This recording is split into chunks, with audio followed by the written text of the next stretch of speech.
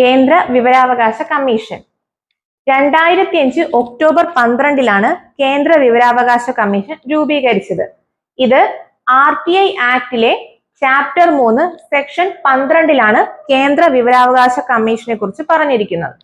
ഈ കേന്ദ്ര വിവരാവകാശ കമ്മീഷൻ എന്ന് പറയുന്നത് ഒരു സ്റ്റാറ്റ്യൂട്ടറി ബോഡിയാണ്. അതുപോലെ തന്നെ ഇതിന്റെ ഹെഡ്ക്വാർട്ടേഴ്സ് ആണ് CIC ഭവൻ, ന്യൂഡൽഹി. ഇതിന്റെ ആദ്യകാല പേര് ചോദിച്ചാൽ അത് ഓഗസ്റ്റ് ക്രാന്തി ഭവൻ ആണ്. ഇതിലെ ടോട്ടൽ മെമ്പേഴ്സ് ആണെങ്കിൽ അത് ടോട്ടൽ 11 മെമ്പേഴ്സ് ആണുള്ളത്. അതിൽ ഒരു കേന്ദ്ര മുഖ്യ വിവരാവകാശ കമ്മീഷണറും 10 കൂടാത്ത ഇൻഫർമേഷൻ കമ്മീഷണർമാരുമാണ് ഈ അംഗങ്ങളായിട്ടുള്ളത്. ഈ മെമ്പേഴ്സിന് എല്ലാം തന്നെ അപ്പോയിന്റിംഗ് അതോറിറ്റി എന്ന് പറയുന്നത് പ്രസിഡന്റ് ആണ്. ഇതിന്റെ കാലാവധി, ഈ അംഗങ്ങളുടെ കാലാവധിയാണ് 3 വർഷം അല്ലെങ്കിൽ 65 വയസ്സ്. ഇതിൽ കേന്ദ്ര മുഖ്യ വിവരാവകാശ കമ്മീഷണർ ഒരിക്കലും പുനർനിയമനത്തിന് അർഹനല്ല.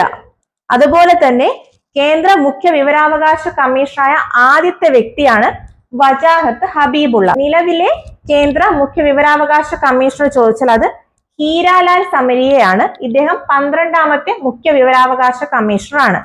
ഇനി കേന്ദ്ര മുഖ്യ വിവരാവകാശ കമ്മീഷണറായ ആദ്യത്തെ വനിത ചോദിക്കുമ്പോൾ അത് ദീപക് സന്ധുവും, രണ്ടാമത്തെ വനിത ചോദിച്ചാൽ അത് സുഷമ സിംഗുമാണ്.